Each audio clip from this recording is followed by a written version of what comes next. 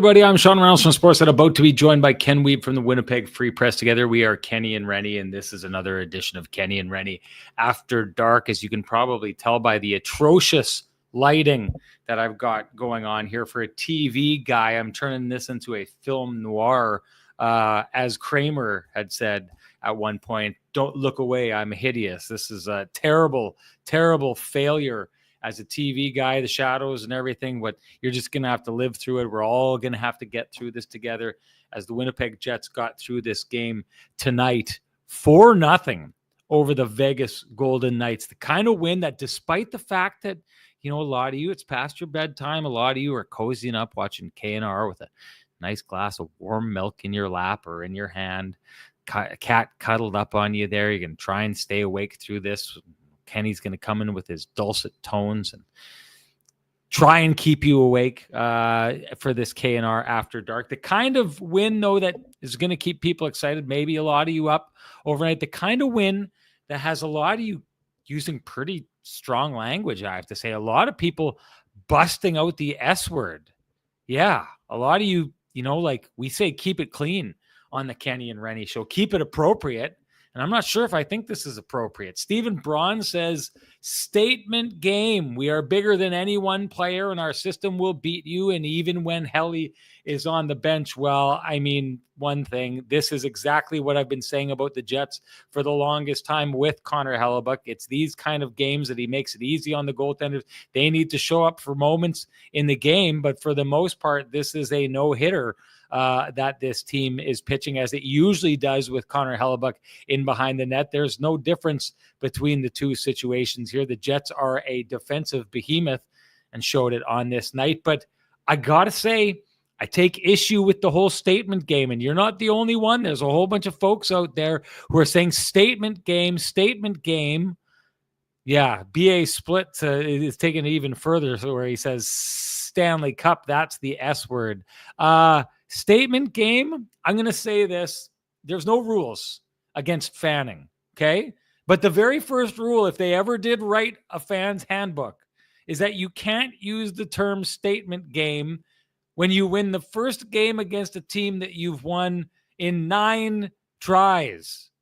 You can't lose 8 straight games to a team, come out and win a game and say, well, there's a statement game. And I know, hey, there's even one of you out there who used the term statement game, who loves to make fun of the poor Minnesota Wild, who've been getting beat up on by the Winnipeg Jets for years, likes to refer to them as little bro. And I wonder what all the Jets fans would be saying. I wonder the mocking tones that Jets fans would be taking if the Minnesota Wild came rolling into town and beat the Winnipeg Jets to end the whippings that they've been getting at the hands of the Winnipeg Jets, and turned around and their fan base started referring to it as a statement game. If we want to use strong words, maybe the B word is appropriate for this game, because and it's a good way to describe it. Bounce back game. This is a good bounce back game for the Winnipeg Jets. Why? Well, I take a look and I see the LA Kings and I see the Vegas Golden Knights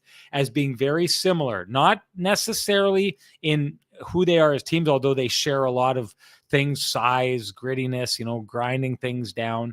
But in the fact that these are two teams that have challenged the Winnipeg Jets so far this year, and challenged them in a very specific way. When I wrote up the little write-up that we do for the K&R last show, I had said the Winnipeg Jets fail to solve the puzzle that is the LA Kings. Well, there's been no bigger puzzle for the Winnipeg Jets for a long time now than the Vegas Golden Knights. So them bouncing back from a team that they can't seem to figure out, playing another team that they can't seem to figure out, and figuring them out on this night, that's enough. You don't need to, that's edging into the,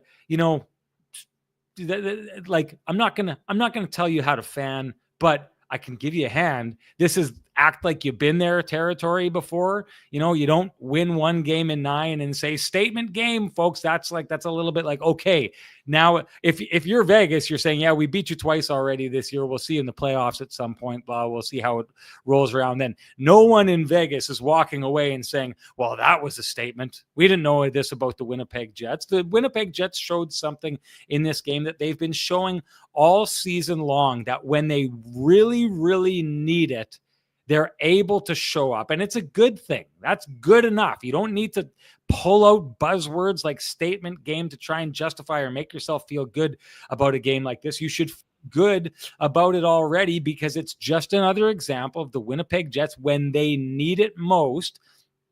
And I'm going to be honest, the results of the game don't matter to me. The process is what matters. And the process here is that the Winnipeg Jets came out in this game, and from the drop of the puck, they were faster. They were more prepared to play. They took their game to a level in that first period that the Vegas Golden Knights did not follow. I'm not saying they could not follow. I don't think this was Vegas on top of their game here tonight, but the Winnipeg Jets on this night took it to the Vegas Golden Knights. They did it with great defensive structure. They made it extremely difficult on them. I was told that I could use some golden nuggets by Jefferson Peters, who says they played really, really well as a cohesive unit tonight. He absolutely nails that. Frustrated Vegas on D. You take a look, Mark Stone slamming the stick at one point. That's a clear sign. Hey, body language matters. And when you've got the stars of the other team slamming their stick, that matters. So you know what? For me, I just think that already out of the gate, Jefferson Peters has earned himself the Flame and Comfort hot take. I don't need to see anymore. I've seen enough to know he gets the hot take. That is your K&R Flame and Comfort hot take of this game so far. And that's brought to you, of course, by Flame and Comfort, Manitoba's premier supplier of fireplaces, wood stoves, inserts, and everything hearth related. After 50 years heating up your world, Flame and Comfort is soon moving. You will find it will be one of the most impressive showrooms in Western Canada. You don't need your hot takes to keep that warm feeling inside, folks. You can go visit Flame and Comfort, and they will take care of it for you. So to sum up things, this is just exactly what you want to see from the Winnipeg Jets. I had one of my patented 3-hour phone calls with my man Hammy today, who we sure miss having on this show. And Hammy was actually surprised at my take, where I've said this to you before. The Winnipeg Jets are going to win the Western Conference. They're going to win first place. I'm not overly concerned about it. And what he did bring up, and he brings up a good point, the schedule that the Dallas Stars have down the stretch outside of playing the Winnipeg Jets it is the exact schedule you would ask for if you were trying to reel in a team ahead of you. And hey, if the Winnipeg Jets don't win on this night, they're only 2 points up on the Dallas Stars. They're tied in regulation wins, and the Vegas Golden Knights have a game in hand, which means even if they win that game in hand, they're first place, and then you've got the first place showdown after that. Both teams at this stage still control their own destiny, but it's games like this that A, I'm not surprised by, and B, the fact that I'm not surprised by them is the reason that I'm very, very confident Winnipeg Jets are going to end up finishing first in the Western Conference and, of course, first in the Central Division. And it's because at times like this, they are able to show up, show who they are, hit their blueprint, generate the kind of detail-oriented, high-effort game that you saw from them here tonight. Now, I'm telling you right now, if you see these two teams meet up in the playoffs, don't expect that the Vegas Golden Knights are not going to be raising their game level up compared to what you saw on this night tonight. But in the end, it doesn't matter. On this night, the Winnipeg Jets took their game to a place, elevated their game to a place, felt like they needed to, and went out and did it in a way that the Vegas Golden Knights couldn't do it. They do it consistently. It's why I think when the Winnipeg Jets play the Dallas Stars next, they're going to beat them. And it's why I really have no concerns about the Winnipeg Jets falling into second place in the Central Division. That's my take on the whole thing. Time to bring in the man with the best music in the business for his take on the whole thing. Here comes Kenny, folks.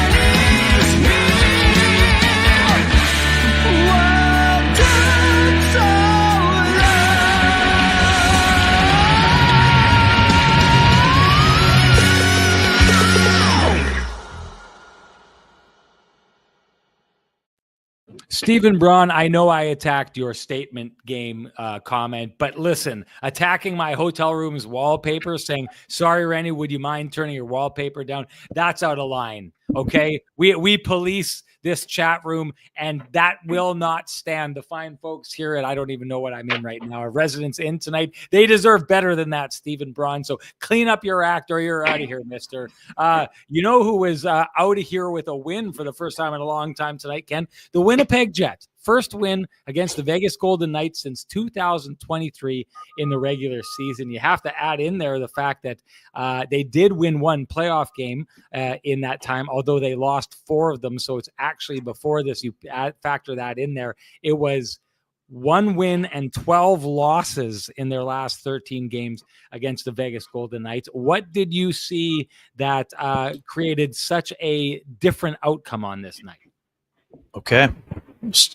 The Jets were impressive out of the gate. Sean, they were slow out of the gate against the LA Kings in some regards. I mean, their first few shifts were okay, but the first period was not their best. I thought a huge difference for the Jets in this one was the forecheck and ability to get on the Vegas Golden Knights defense. You know how I feel about the Golden Knights defense. I think it's the best defense in the NHL. And the Jets made it hard on those guys, and they did that with their speed. They did that with their ability to move the puck around. They attacked the net. They got to the blue paint. I thought there was way more of an attack mentality, Sean, in this game, where they weren't looking to be too cute. They had a chance. They shot. I thought that they skated incredibly well. They were incredibly disciplined, and this is obvious. They had 3 turnovers that turned into 3 direct goals the other night. The Jets' puck management in this game was at an elite level. They didn't feed the transition game of the Golden Knights, which is very good, and they were opportunistic at times, but I thought they did a really good job of making life difficult for Aiden Hill. And they worked. I mean, you had the comment up. I mean, the Jets were incredibly cohesive in this one. And Sean, like you said,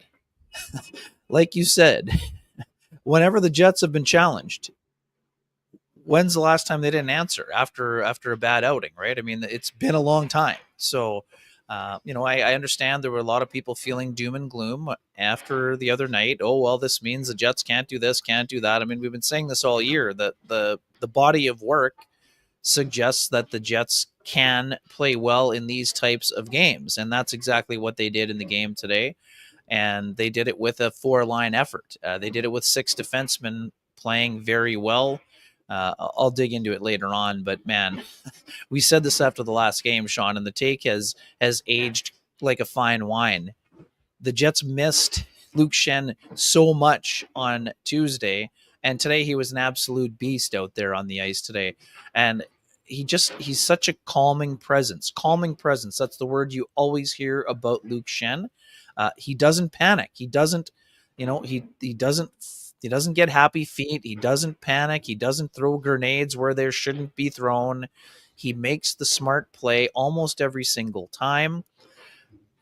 His angling has been fantastic, and he's a physical force. You go in the corner with Luke Schenn, you're going to feel it. You're going to pay the price, and that's something the Jets really need in the playoffs. Come playoff time, it's already a valuable commodity right now. But again, I think that we talk about the high character that Luke Schenn has. This is a guy who. Sean, I said it after the last game. I saw Luke Schenn in the hallway after the game. He was not moving around very well, which means he spent the 2 days getting ready for the puck drop, getting treatment, and getting his body ready to go in what he knew would be a physical game. And he's the one that is leading the charge when it comes to the physical nature of the game. I thought he was just tremendous. And Sean, let's get into it. I'll step back from the buffet, but we said this after Tuesday's game also. Top line needed to be excellent in this game. They were way too quiet against the LA Kings. Mark Scheifele accepted the challenge of going up against often Jack Eichel, often William Karlsson, and he answered the challenge. Not just that he had the goal, his back checking and back pressure and defensive zone awareness was exceptional this evening. And that line as a whole, Sean, I thought was way better than they were the other night. Excellent play by Alex Iafallo. Yes, we understand that there was a little bit of a fortunate break where the puck caromed and caught him in the face, but his recovery enabled to make that backhand pass to Mark Scheifele for the goal was absolutely stellar. You're going to step back from the buffet and you're going to do so looking like $1,000,000. As GIF guy had said here earlier on, Kenny looking good tonight as he always does, looking sharp. Of course he does because he headed on down to Vittorio Rossi. He's still parading around in his new suits that Frankie and the boys set him up with, measured him perfectly, fit him perfectly, sent him out the door looking perfectly. The same thing will happen to you if you go on down to Vittorio Rossi. So you know what to do when you get there. Walk in, loudly proclaim Kenny and Renny sent you. Ask for Frankie and the boys, and they will do you upright. I absolutely promise. I like this question. Getting into the hey, I love it when the audience can contribute at this time in the morning, Ken, because oftentimes look at how many people are here. No doubt. Yeah, it's doing great. But Jeff Bowes says, I give credit to Arneal for having faith in Stan and playing him after the mistake in LA. Now, I've said this a lot of times with Schenn in the lineup now, a lot of times that's meant that Logan Stanley is out of the lineup because they've got the size kind of replacement. But they do go with Stanley here tonight. What do you think the mindset was by that? And do you agree with Jeff that it was a good boost of faith that would work out, that worked out for the Jets on this night? Yeah, I mean Logan Stanley, with the exception of the turnover he had in the second period that led to this, shot from the point by Zach Whitecloud, I thought Logan was, I thought he was steady for the most part in the game. Sean, there was a really smart play, and I know you caught it as someone who's played some defense in your career. In the second period, Logan Stanley made a very, very subtle reverse on what looked to be it was just about to be a ferocious forecheck by the Vegas Golden Knights. He smartly found his partner Colin Miller with just a really smart reverse play, and that's when you go against the grain and you get the forechecker overcompensating and overcommitting, and then you allow your defense partner to break the puck out with relative ease. I thought that was one of those smart plays where, if you're Dean Chenoweth, you're looking at Logan Stanley and you take him in the video room after and you're like, Logan, that's the type of play you need to make with a little bit more regularity, and that's when you can be a very effective player.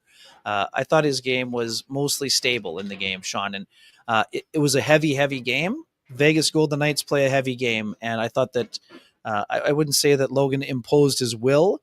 He didn't get credit for a hit. He had one block shot in 13-20 of work, and like I said, I thought he was mostly pretty steady in the game. I didn't, and he chipped in an assist as well. So again, I understand it's not always going to be perfect with him, and people know how I feel about Hayden Fleury. I think Hayden Fleury deserves a little bit longer runway at times, but we know the Jets have they've committed a lot to Logan Stanley, and they believe that he can be a player that can help them in the playoffs. And again, we'll see what happens. Maybe Colin Miller goes to the left-hand side. Because Sean, this was another very good game, I thought, for Colin Miller.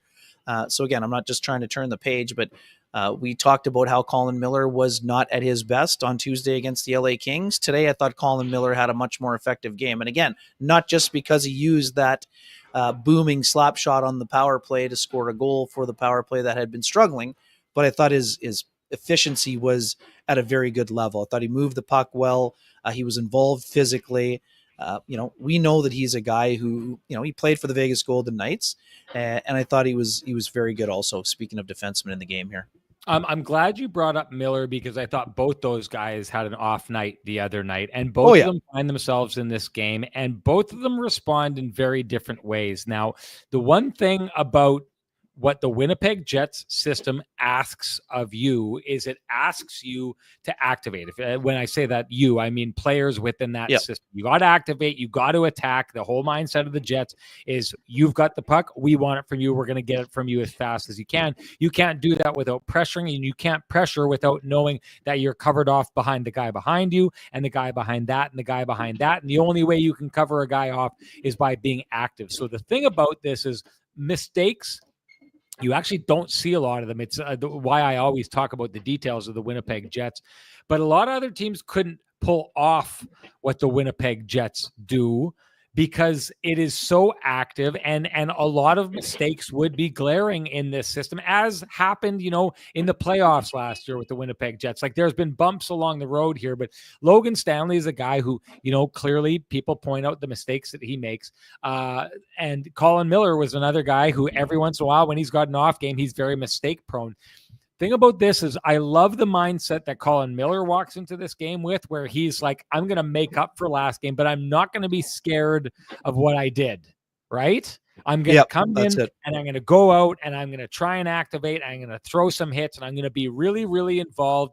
And I'm going to show that I'm not going to let myself lose courage in my game by having an off night. Stan gets back in and he does the opposite. Stan does what a lot of people were talking about. And maybe I saved this. I don't think that I did, but someone had said that they were, oh, here we go. Perfect. Nicholas says, keeping it 100%, I had fatherly obligations at points during tonight's game, so I wasn't hyper focused on it, but I barely noticed Stanley, which is a good thing. Keep it simple, keep it steady. I agree with this. I thought this tonight. I didn't really notice a lot of Logan Stanley. And on a night like tonight, when you're taking on a heavyweight like that team, I think that's a good thing. He wasn't getting exposed. He wasn't getting muscled off the puck. He wasn't throwing the puck in bad spots. He wasn't trying to do too much.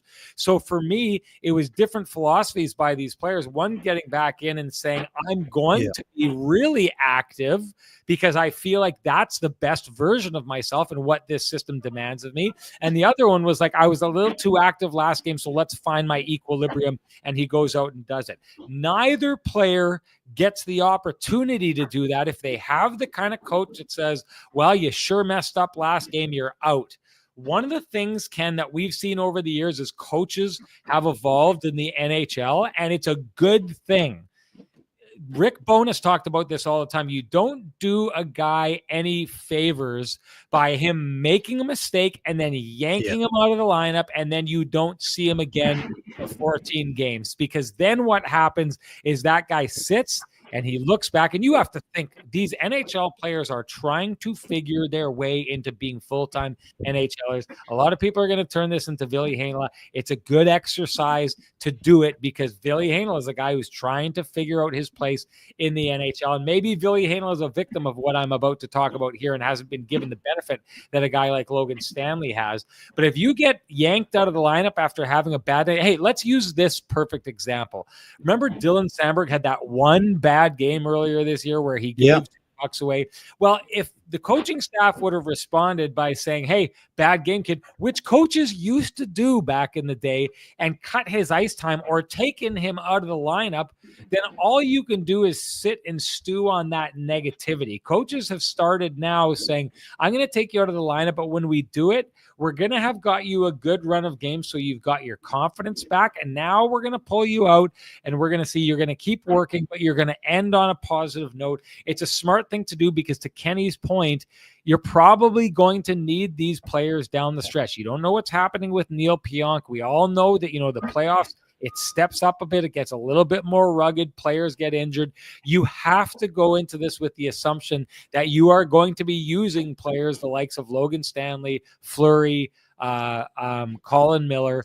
And so you cannot be hampering those guys and their confidence. So putting them back into the lineup, this is Nicholas actually does a great job with this, or whoever had brought up Arneal and said that he liked them bringing them back in the lineup after the last game. This is a good job by a coach trying to keep the confidence of his players high, bringing them in and allowing them to be part of a bounce back game against a team that had been their absolute nemesis for a long time.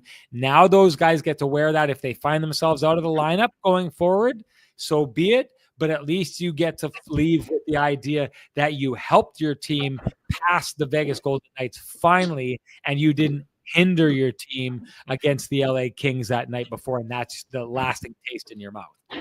Yeah, no doubt about that. I couldn't agree more. And that's, like you said, that's smart coaching, right? That it's, you don't want a guy to sit and stew and think, man, when am I ever going to get a chance to go again, right? And I really, especially too, and again, Colin Miller, really active in this game, Sean, and I just thought he was a lot calmer in this game today. And again, we talked a little bit about overexposure, and again, that's not a knock on Miller, but he's more effective as a third pairing guy than as a second pairing guy at the stage of his career. That's just the reality. But the fact that he didn't, shy away from getting involved, I think is a testament to his veteran smarts and savvy and all of those things.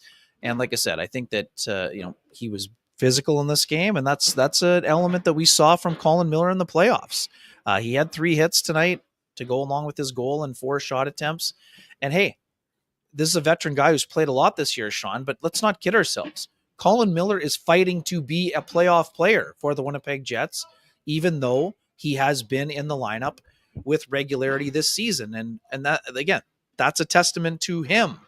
And he'll have to continue to do that during the last 6 games here.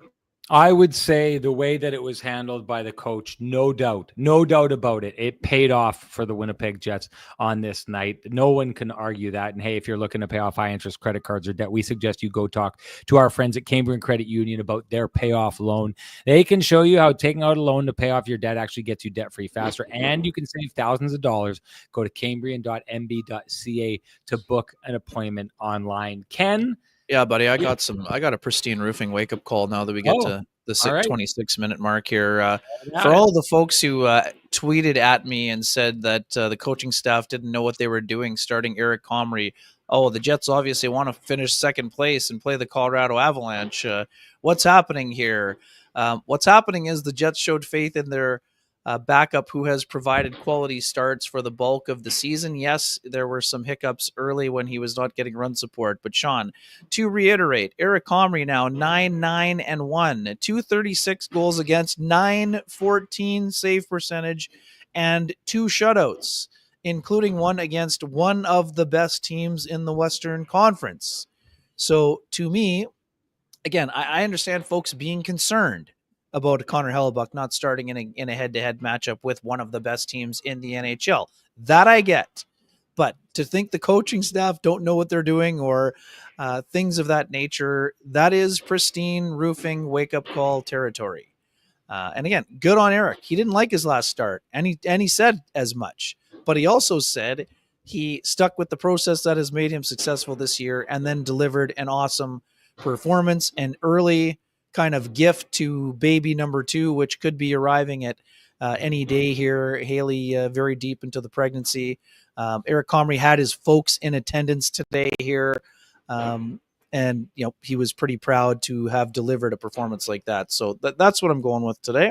Well, you heard it. That's the Pristine Roofing wake-up call, and that means it's time to give North End Rick the Pristine Roofing wake-up call at 204-981-6289. You can also give Pristine Roofing a call directly at 1-204-237-7663. Of course, Rick is the guy you want down at your place to take a look at all your roofing, siding, and exterior needs. Folks, I'm going to tell you, if your house is looking tired, if that roof is leaky, if you're having any of those problems, you need to give your home the Pristine Roofing wake-up call. You will be happy that you did. And just on this note here, as the cops finally catch up with Ken after all these years, I'm going to throw North End Rick's number back on here because they are handing out some free tickets, Pristine Roofing is, to the Home and Garden Show.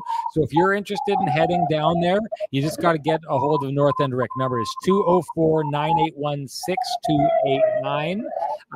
That's a bit of a wake-up call there as well, but Home and Garden Show, always a great show, and Rick and the folks at Pristine Roofing are handing that along. Once again, get a hold of Rick for those at 204-981-6289. Ken, can you hit your microphone just for a bit? It's coming through pretty heavy on the show there. I'll just say this. It's almost like the Winnipeg Jets are a team that plays ironclad defense and makes life really easy on their goaltenders and just expects from them to be able to pop up on the few moments of the game where they fall apart. And that's exactly what Eric Comrie did on this night. I don't know where we would have heard that take on this show before, but when you're talking about takes that age like a fine wine, that's one of mine that just keeps getting better and better and better because we see it nonstop. This Winnipeg Jets team as a defensive unit deserves all the credit for what they are doing and for the success that the Winnipeg Jets goaltenders are having. I know people won't be mad at me because I'm talking about Eric Comrie doing it, right? It's I'm allowed to say it if Eric Comrie's in net. I'm just not allowed to say that if Connor Hellebuck is in net because people take affront to that for whatever reason. Ken, before we do move on, I would like you to give our main man, Sweet Lou, a shout out. Right on. For folks who have realty needs you would like to have met, contact Lou Furlan at Royal LePage Dynamic Realty, 204-791-9971, or at the office, 204-989-5000. His email is lou@loufurlan.ca. That's L-O-U at LOUFURLAN.ca. Lou Furlan, excellent realtor, excellent human being, and excellent supporter of the community, including our podcast. Ken, I was very unlike myself when I started this show. I kind of went at the audience a little bit there, which goodness. I never do. I never do that. I never tease or bug or go after the audience, and I kind of did. So they're reaching out for a hero in this moment. They want representation that they didn't get, and they want to know, was that game a statement game tonight? I would say, Sean, in the sense that given the time of year and given how things went against a similarly tough Los Angeles Kings team, albeit one that has struggled to get out of the first round of late and hasn't had the postseason success that the core group of the Vegas Golden Knights have had, I would say it was a statement game, but not to their fan base, and not that they had to tell it to themselves either. But I think it's a statement game to the people who still have the fraud complex surrounding the Winnipeg Jets of years past. And not that the Jets have to worry about that or history or whatever else. This isn't the Cubs carrying around, not winning since 1908 or anything like that. What I do think is that it was just important for them. It's a statement game that this is what they've been doing all year long. This isn't a statement game saying, hey, don't forget about us. We're not going to fold. It's not that kind of a statement. But to me, it's a statement in that they can play a heavy game. And they recently did it against Washington. So for the folks saying they can't do it, they're ignoring the recent evidence. And again, recency bias is a real thing. So I understand the theory. I mean, I don't think the Jets went into this one saying, oh, well, we got to respond with a statement or else our season is over. What I do think is that, given the circumstances, and Sean, by the time the second period started today, the Dallas Stars were within 2 points of the Winnipeg Jets in the standings. So the statement is that people, they're saying, well, Dallas has won 7 in a row. They're not going away. Well, the Jets are here saying we're not going away either. And we just beat one of the best teams in the NHL that had just won 6 of their last 7 games. So again, I can go either way on it. I do think it was, let's just put it this way. I don't care what you call it. It was an important game. And we kind of not made fun of the measuring stick kind of complex from the other day, but this was my lead today. The Jets, there was no question if the Jets measured up in this game. They were the standard in this game, and they lived up to that standard. So anyways, the wording isn't, again, doesn't bother me. I'm okay with people who feel that way.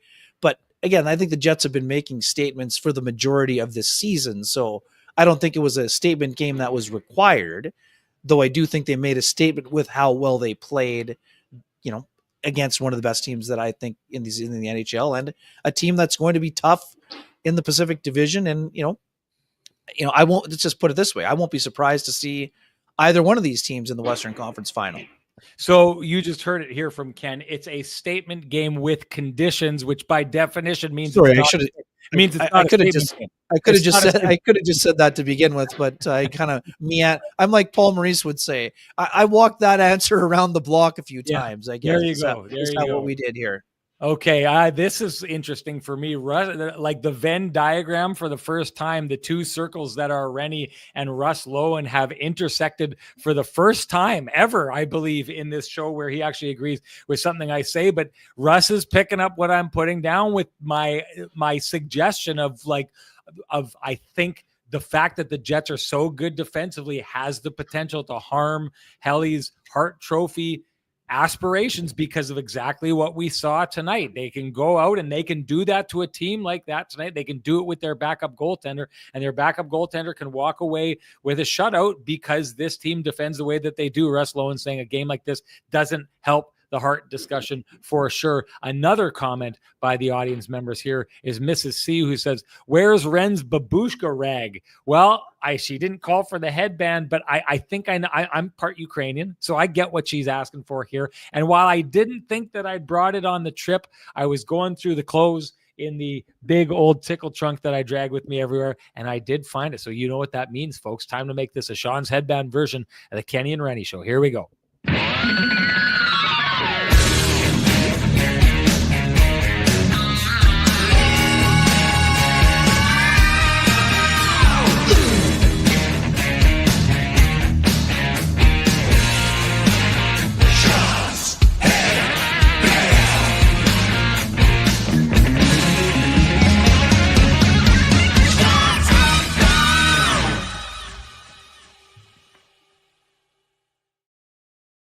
What a great tune. What a great tune. I just have to say. I missed it. I mean, hey, he's the man. Tristan Rivers is the man. We miss you, Tristan. We're looking forward to seeing you at the year-ender, buddy. You know what? It keeps happening with Tristan. He keeps popping into the chat room, and he doesn't leave a lot of comments. But just like his songs, he'll drop a banger, and then he's gone. And a lot of times, like, folks, I do my best to try and make sure that I'm bringing everything into the show, but I don't get everything as the show is going on. But I'll go looking through the show afterwards at all the comments to make sure that I get all the entries for the keg save of the game and the Transcanada Brewing Company lamplighter of the game. Reminder, get them in, folks. Get them in right now. And every once in a while, I'll run into a comment that Tristan made that is like the clear-cut winner of the Flame and Comfort hot take of the game, just an absolute banger. And then he's out, right? Like, he's like, Tristan, if I ever see you on stage, you better like show up like shooting through the stage, like jump, in a cloud of smoke. And then when you're done just jamming it out, like throw a smoke bomb and then you're gone, because that's what he does in this show. He just pops in out of nowhere, leaves a banger, ninja bombs, and he's out of here. Tristan, you're the man. We all know it. We've all known it all along. Good stuff. I'll say this about Comrie, and we're going to be getting into it with the TCB saves of the game. But you know what I loved about him tonight, Ken, was like the aggression, right? Like the way that he was almost attacking the Vegas Golden Knights players when they did have that opportunity, right? Like, it was like the Jets were doing such a good job defending. And I will say there was a couple, almost 10 bell saves that he had to make, 2, maybe 3 on the night. I think there's 3 candidates for this. Wasn't a night where I was like, I don't know what I'm going to pick. There was a couple there that were there, but the ones that he did have, it's always tricky, Ken, when you're like that team that is not getting a lot of opportunities, and finally you get that opportunity. You're wide open in a game where I think they only had 8 shots halfway through the game, or pretty close to that, Ken. And then you finally get an opportunity and it's wide open, and you're thinking to yourself, okay, here we go. Now I've got some time and space. And all of a sudden the goalie comes flying out of the net and takes your time and space away. I thought it was really interesting. I felt like it was the most aggressive we've seen Eric Comrie so far this year. And I was wondering if that was maybe something you thought that was very, very a specific strategy that he's taking in that moment. Because he's like, look, if it's going to be a quiet game and I got to pop up here and there, well, maybe this aggression is like, if they can't take away the space, I'm going to take away the space. Yeah, it's interesting. I think it was just a feel type of thing, Sean. I think the one that stands out to both of us, is certainly to me, and I'm trying to put my head in your headspace, as often as possible. The save on Stone. Yeah. You want to put your head in in my headspace. You need one of these headbands on, Ken. Yeah, covering up the dome. It wasn't very hot in Vegas here, so we didn't have to worry about having a headband on this occasion. But yeah, and the save on Howden, it was very aggressive play as well. Again, I'm not sure, Eric didn't kind of go into any of the game plan stuff, but he definitely spent a lot of time with Wade Flaherty the last couple of days. He talked about stayed on late in LA after the morning skate, stayed on a little bit, got through his routine today with Dylan Sandberg, and just really looked solid and stable between the pipes. And that was something that, let's not kid ourselves, Sean. And Eric said flat out, you're getting a start with this, the race that is going on. When a coach taps you on the shoulder and says, we believe in you enough to give you the game against Vegas rather than the game against Utah HC, that will give you confidence. Now, we also can't ignore the fact that, today would have been, I think, the first time of the year that Hellebuyck started 5 in a row. And we're not sure about Eric Comrie's status for Saturday because Haley could be going into labor or they could be having the baby, all of those things.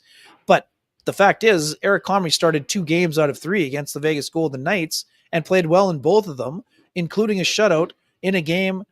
Again, must-win in territory. Sean, we know what must-win territory is. 7th last game of the regular season is not must-win territory. Nope.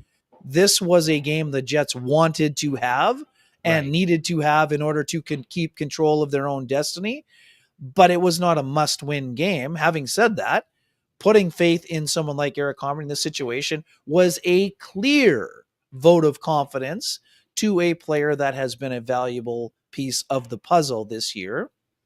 And this is the reason why the Jets gave Eric Comrie a 2-year deal when some folks were trying to suggest that Eric Comrie was no longer an NHL goalie. So I give Eric Comrie an incredible amount of credit. And I agree with you. I thought that he did a great job of being aggressive when it was time to be aggressive. I mean, you've been watching Logan Thompson. Logan Thompson is kind of all over the net at times, and his aggressiveness has allowed him to be one of the best goalies in the NHL this year. But there are times when that style doesn't work for an individual or for a team. So I thought it was controlled aggression from Eric Comrie today, and he was fantastic. Now they've switched it to 26 saves for the folks that are counting saves, but nonetheless, just an impressive showing by Comrie as a whole. I love that line, controlled aggression, from Ken there. Jeff Kabilis will be interested to know that controlled aggression was a failed attempt at branding the 90s WWE. After the Attitude Era, then they got to the ruthless aggression. They tried controlled aggression, and people didn't want the control. They wanted it to be ruthless. So they wanted chaos. Not ruthless aggression on this night by Eric Comrie, controlled aggression, which I think was extremely important, extremely important. Someone was asking Ken about the 4th line and our thoughts on it. Someone was also asking about the Chatfield takedown from the game. I know some people see it, so I'll have to leave that one to you. Hey, I heard about it, but I didn't see it. You take the 4th line. I'll take the Chatfield takedown, which I was at. Yeah. First and foremost, I know a lot of people have been asking. There's no clear update on Nikolai Ehlers, who took 2 heavy shots today. One off the ankle, one off the inside of the leg. Scott O'Neill seemed encouraged, but it was too soon to give a definitive take as to whether he'll be available or not. He said, "I think he'll be all right," but we'll see. I mean, the Jets are scheduled to skate in Salt Lake City tomorrow, and I will provide the best update that I can on X and wherever else I can provide an update, including the Winnipeg Free Press. But we don't have a definitive update as of right now. In terms of the 4th line, I liked a lot of their game. They were very effective. I love Morgan Barron's game, first and foremost. Brandon Tanev doing what Brandon Tanev does. He's all over the place. Oh, nice work, Gregory Strong. We might be seeing him in the playoffs at some point here as well from Canadian Press. Yes. Quickly, I like the addition of Jared Anderson-Dolan. Again, I'm a big backer of what David Gustafsson does, but he had an uncharacteristic turnover that ended up in the back of the net the other day. This, Sean, was not punishment. This was an opportunity to get a player that plays a little bit different style than David Gustafsson against a very good hockey team. Jared Anderson-Dolan skates a little better, I think, than David Gustafsson. Again, I don't have a big, I haven't watched Jared Anderson-Dolan very often, but what I've noticed, and we noticed about him in training camp when Scott O'Neill openly called him, a guy who attacks like a dog on a bone. He's a forechecking machine. Sean, in just under 9 minutes of ice time today in his Jets debut, 8:54 of ice time, 13 shifts. He had 6 hits in the game and a blocked shot. So you know what you want to do when you're coming in on the 4th line and you haven't played for this particular NHL coach, and you've had to battle through a broken foot and a season where you're, and again, we're not saying plus minus is the be all end all by any stretch of the imagination, but when you're minus 30 plus in a season, that's not a good sign. But Jared Anderson-Dolan put all of the tough start behind him. He's been one of the most consistent forwards with the Moose. If you talk to people who have been around the Moose, Scott O'Neill said that's what Mark Morrison had told him. He's a guy that has experience at this level. Sorry, pardon me. He's a guy that has played for the LA Kings. And Sean, we know that the Jets and Golden Knights don't always have a strong affinity for one another. There's a respect there, but there's flat out hate when it comes to Kings and Golden Knights. So I think Scott O'Neill did a good job of adding a little bit of a speed element, a little bit more of a physical element. And in a game where the Jets struggled to get a forecheck going 2 days prior against Jared Anderson Dolan's former team, the LA Kings, I thought he was very effective in the game in the limited. And I shouldn't even say limited. I mean, 9 minutes is a normal kind of night for a fourth line. But I like what Anderson Dolan brought to the table. I like that line as a whole. I thought the Morgan Barron was absolutely fantastic in this game and to do a really good job. And Sean, he even got a shift with Adam Lowry and Mason Appleton when Nino Niederreiter got a bump up shift after the injury to Ehlers. And it looked like it used to. When that was their regular line until Nino Niederreiter arrived on the scene. Okay, I'm going to switch to the Chatfield thing, but first, where was it? Gregory Strong had asked, "Hey guys, he's Greg Strong here from the World Men's Curling Champs in Moose Jaw. Which Jet would have the best draw weight? Ken, I think it would be Nick Ehlers. I just think that coming out of the hack, I could see him. He looks like one of those, like the Danes have been good at curling the last while. I just think, if you're going to have that draw weight, it means you're basically, you're that skip, right? You got to have kind of ice in your veins. You got to have almost that kind of swagger to him. And I think that it would be Nick Ehlers. You have a take on that? Well, what we can say is that Nino Niederreiter has had the most recent curling experience with his Swiss buddies who were in town. Rob Millette, the head athletic therapist, set him up for a game of curling at St. Adolphe, I believe, during their trip when they were on the Jumbotron every other minute, and had an absolute blast with the getting around town. But I'm going to go with. And I would say Niederreiter has a good chance. I'm going to go with Gabe Vilardi, just based on the softness of the hands around the net. Ooh. Again, I have no idea if he's had any experience, and good maybe a sleeper would be Colin Miller. He's from Sault Ste. Marie. You got to had to have curled a little bit in Sault Ste. Marie if you're Colin Miller, or no? The way he shoots that puck, he'd be throwing that rock through the back boards there. He'd be I would say he's probably better at the takeout. He's probably better at the takeout. Yeah, I'll leave him. There's no honorable mention for Colin Miller. He's a third. It would be the first time in history that fans got hurt by a rock if he threw one. He'd throw it right through the back of the ice there, and there would be hell to pay. I was surprised there wasn't hell to pay for Chatfield with his takedown on McMichael. And I know that we'd heard today that the league had basically looked at this as two guys fighting for position. And what I don't like about this is, so what this reminded me of instantaneously, Ken, and it's funny because the guy making the decision on this is the guy who was affected most by this, but I watched live that game between the Montreal Canadiens and the Toronto Maple Leafs when Winnipegger Colton Orr was fighting George Peros, and found himself in a bad spot and was falling backwards. And what he did was grab George Peros and very sharply pulled him forward to the ice. And George Peros, who was in the middle of a punch, went straight down and hit his face on the ice and was knocked out cleanly, right? And so I think that was, to me, the peak of the days where like fighting had just in the NHL had jumped the shark. They were just bringing in just these giant men who really didn't play the game that much and went out and had these staged fights. And I didn't think it really accomplished anything. And I thought the thing that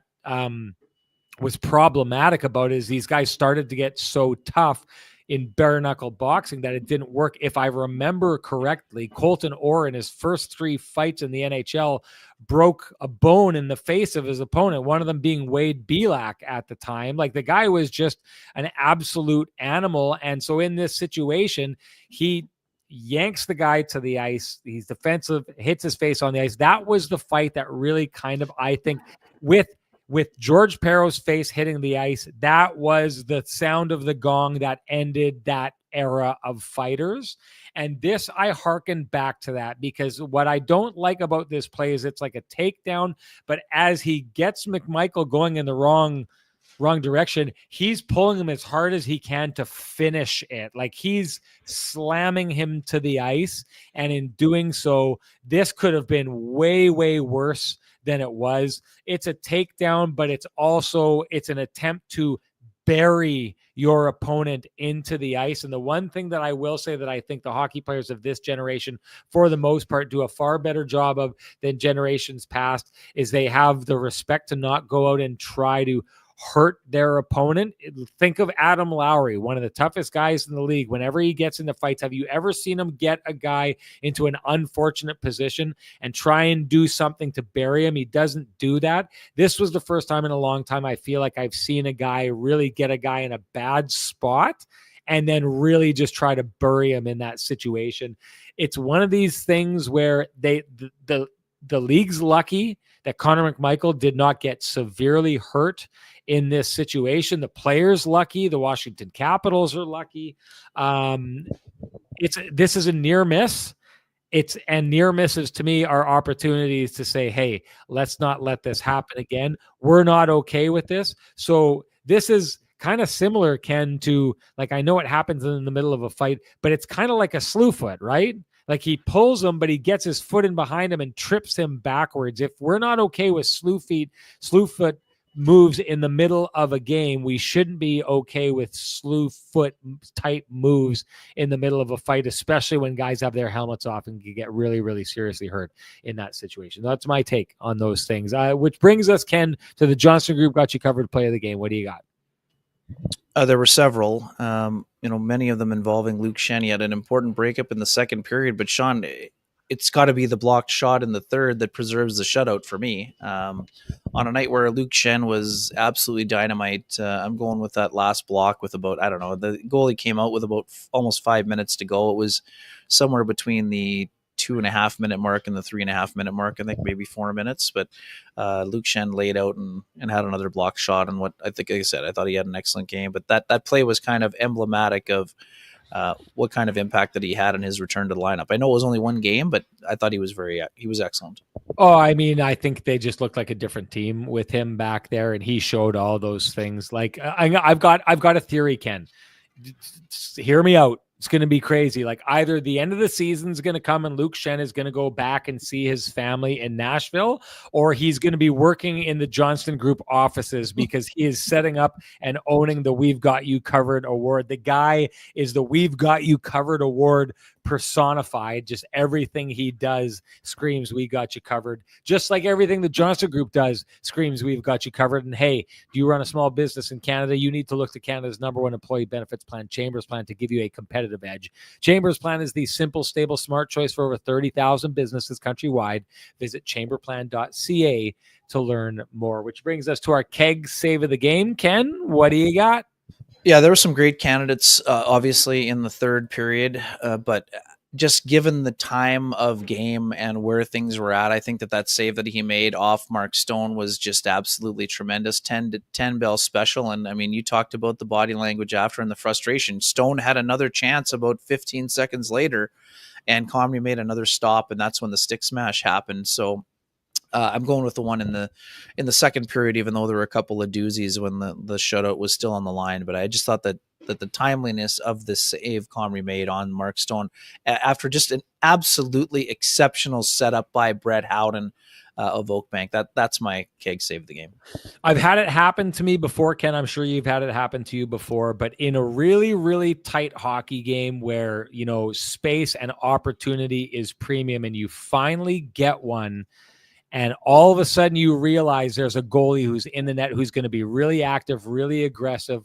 What it says to you and what you realize in that moment is this goalie isn't just sitting back letting his team do it for him. Yeah, we haven't got much in the way of opportunities, but this guy has been waiting to put his thumbprint on the game. That's what we saw from Eric Comrie on this night. He was waiting and ready to pounce on his moment.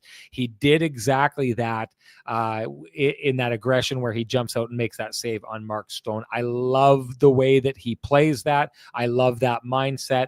I thought it was just a goaltender hey, the one thing I would say here is like, and I've said this in the past, yes, the Jets are a really, really good defensive team. Connor Hellebuck is playing perfect behind what the Winnipeg Jets do. Okay. He's showing up. He's jumping up at the right moments. He knows how to play that team.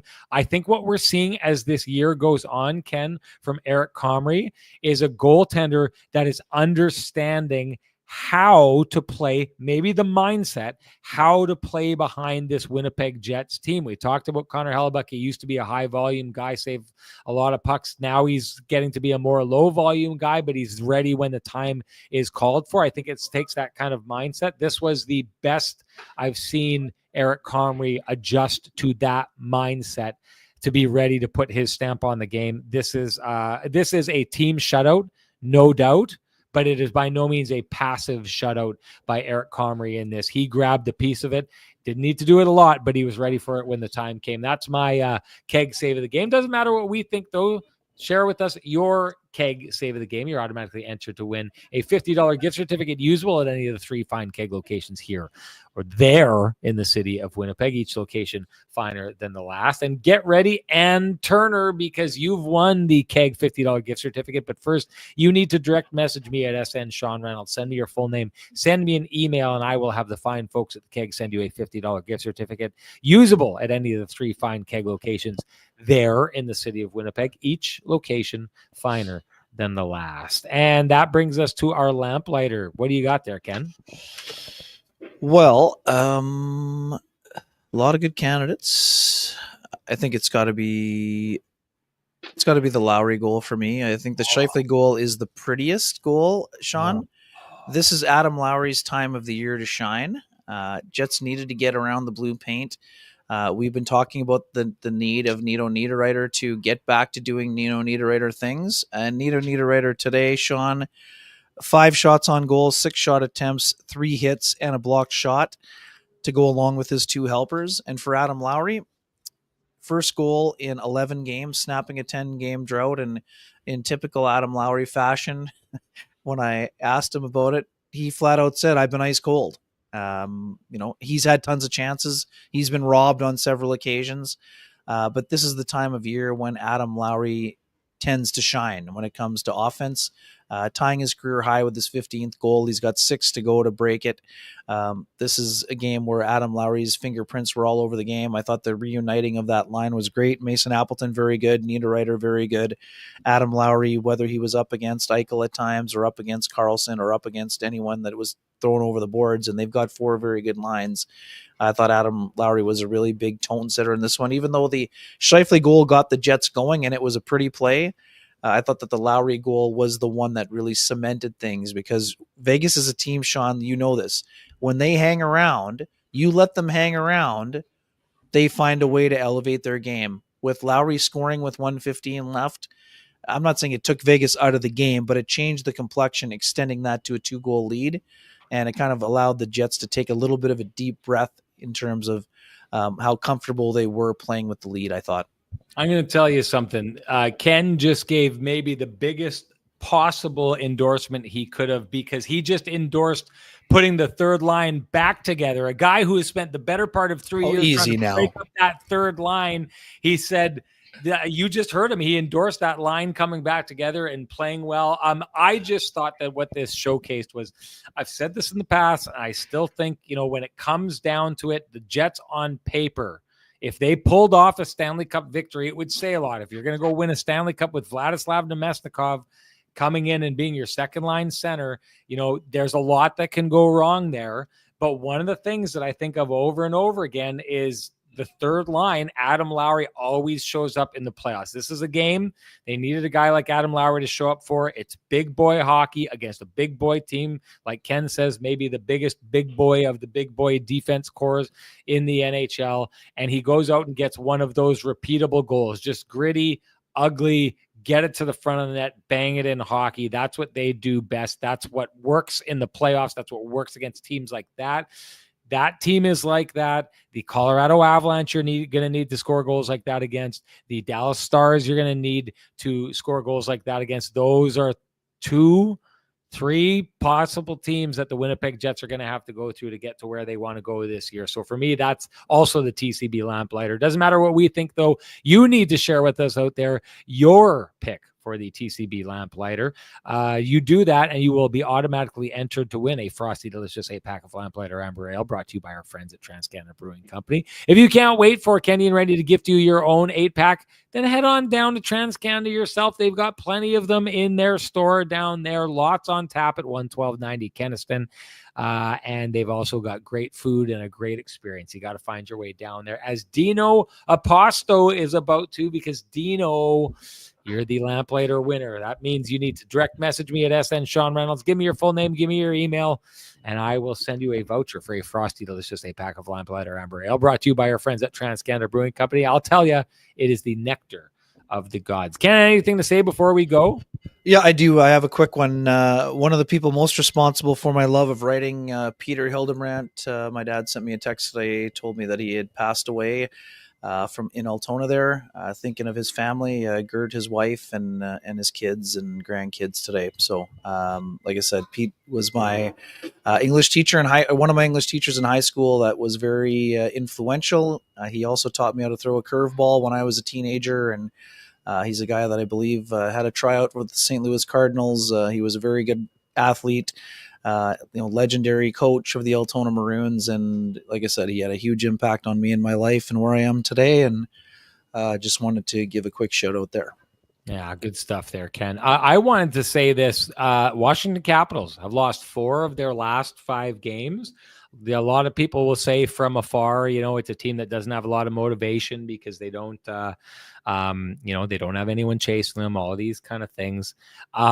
I don't think they're in a good spot, Ken. I don't think they're in a good spot at all. I've been saying to you, this is a team night after night. I watch them. They're getting caved in. They're not possessing the puck very often. Their details are terrible. Their body language is horrible.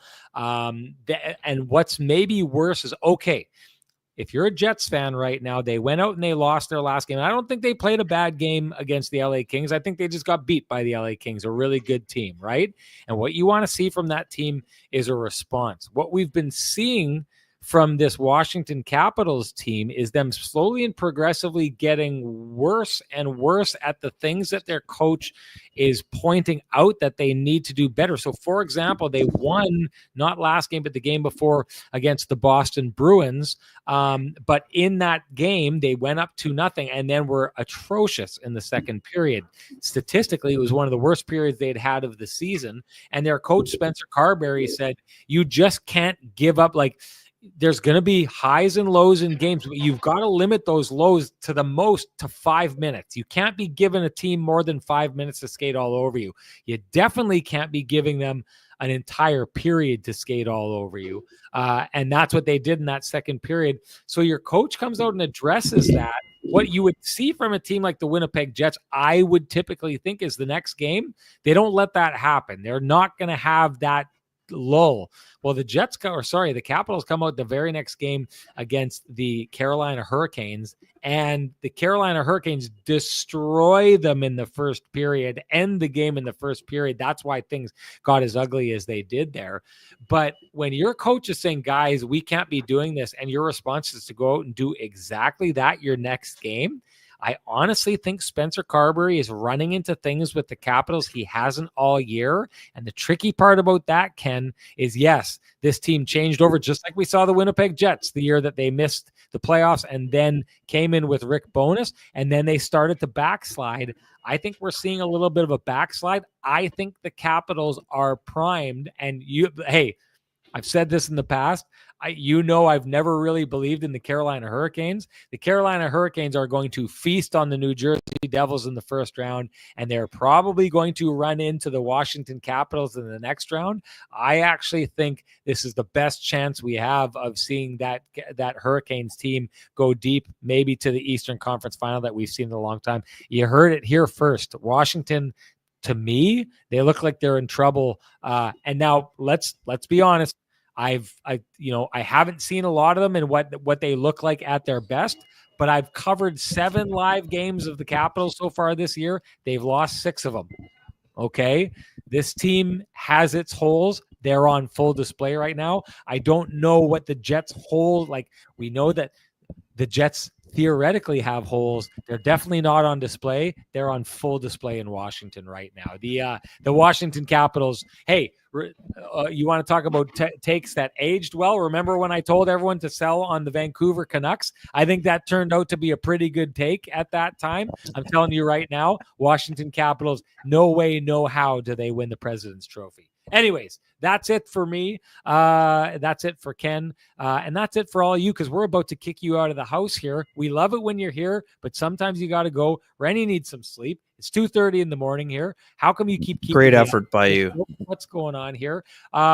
It was an okay effort. It was a decent effort. But if you appreciate the decent effort that I put forth tonight and the stellar effort that you always get from my main man, Ken Wiebe, you should appreciate our sponsors who fight to keep the conversation going in this space and fight to keep this space open for Ken to give you that great effort that he always gives you. And for us, that's Vittorio Rossi, Pristine Roofing, Cambrian Credit Union, Sweet Lou Furlan, Flame and Comfort, the Johnson Group, TransCanada Brewing Company, and of course, the Keg, Johnson Group, obviously the Kenny and Renny OGs. Thank you to all of them. Thank you to you folks for making it another really, really fun late night version of the Kenny and Renny show, Kenny and Renny After Dark. Thank you, folks. We will see you. Oh, Ken, say hi and be kind to my guy Faisal, who's going to go and cover for me on the Jets game on Saturday. All you folks watching the game, be good hosts, be good, gracious hosts, and treat Faisal well on that night as the Winnipeg Jets take on the Utah Hockey Club. We'll talk to you after that, folks. Bye-bye.